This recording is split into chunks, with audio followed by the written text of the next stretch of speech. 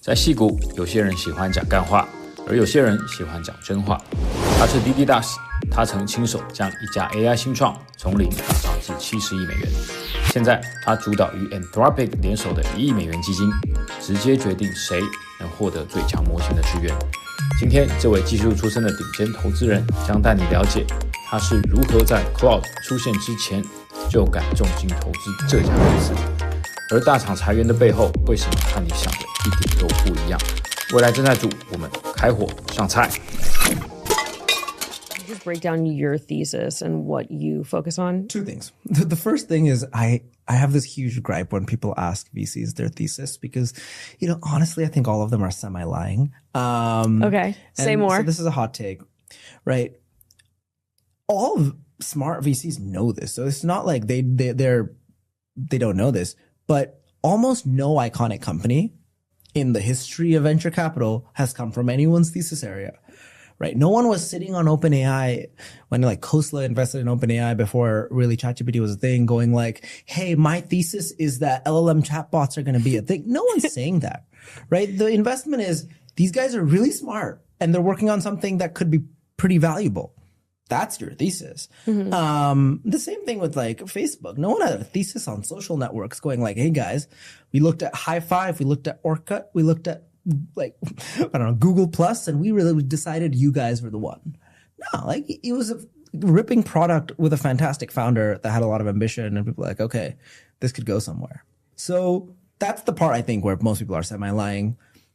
Like we don't like not every VC really has they have a thesis, and I do have a thesis, but most of the investing we do is not just bound to that thesis, right? It's bound to like, are there incredibly, and people use the word smart all the time, but there's founders many smart people in this world, but there's founders who can run through walls with conviction on something. Like imagine this. Here's what I'm trying to get at. If you're a founder who, I don't know, you've done all this stuff in tech. You've had a 10-year career. You could work at OpenAI and make millions of dollars. You can work at Anthropic and make millions of dollars anywhere. And you choose to be a founder in something that has been your life's mission for 10 years. If it was really your life's mission for 10 years, like I take that seriously. I'm like, okay, well, why do you care about this? Why is it meaningful for you? And why do you think this could be a big thing? That's my bet on teams.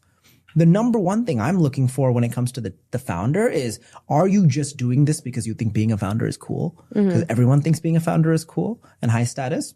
I don't care about that kind of founder.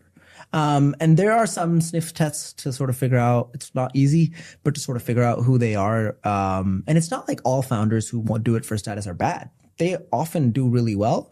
But my belief is the most important thing is I want you to wake up 5 years later and be like, I would be doing nothing else except this. Whether your company works, doesn't work, I need to believe that you believe that to bet on you. So not for the least of reasons is, what if you just run with the money? I don't know. Like, what if you're like a bad founder? You just like blow something up into the sky, you blow it on this, you blow it on that, doesn't work. You're like, whatever. Like, I don't know what to do. We're trying to avoid that kind of founder, right? We want a founder that really, really genuinely believes, and why. I'll say one last thing before. So one last thing I think that is important is there are a bunch of founders that even meet that bucket. I think the biggest bottleneck today is ability to hire. So I think number one reason is there are plenty of really smart people who also care about something very deeply. And then, I mean, the unfortunate truth is I look at them and I'm like, but man, who would work for you? Like, I just don't see you being able to tap into a network or even be like super convincing when it comes to candidates and get people to buy into this mission. You almost kind of need to be a little bit of a cult leader as a founder. And not everyone is capable of being a cult leader. People who do it well can hire well and retain well. So that's the second thing.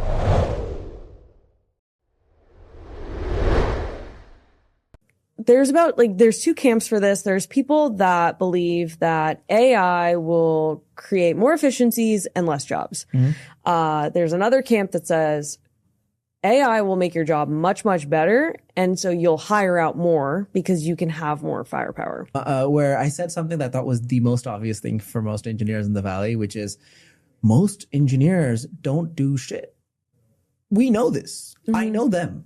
right? Like, we all know them. Yes. Like, we know the jobs, we know the companies they work at, and we know how many trips to Hawaii a year they go on. So obviously they don't do anything, right? Like, so it's not like when people tell me I'm so surprised at the Meta layoffs or the Google layoffs or whatever company layoffs, I'm like, well, do you know the people who work there? I'll tell you one other funny anecdote. Early days at Glean, I remember I was talking to Arvind in the kitchen, and I was telling him, like, one of the things I just love about Glean is, like, we're finally, like, I feel like I'm working so hard, and, like, there's so many things on my mind. I'm, like, so in the zone. And at Google, there were, like, people I knew who just, like, didn't write code for an entire year, and they're still there. And in classic Arvind style, he looks at me, he smiles, and he goes, like, a year? I knew people who haven't written code for 10 years, and they're ICs. That's just Google. And I'm like, so, my point is not to pick on Google or anything, but this happens in plenty of other companies. It is very clear that my take on these companies is, sure, like, in the tech sense, I think they're getting leaner and more efficient. Twitter Elon sort of proved this with Twitter. Right. Like, there are many bloated companies. Yeah. There's like a power law of who gives value in terms of engineering. There's some people who do so much that keep the company alive, in any good, successful big company. And there's a long tail of people who basically do nothing.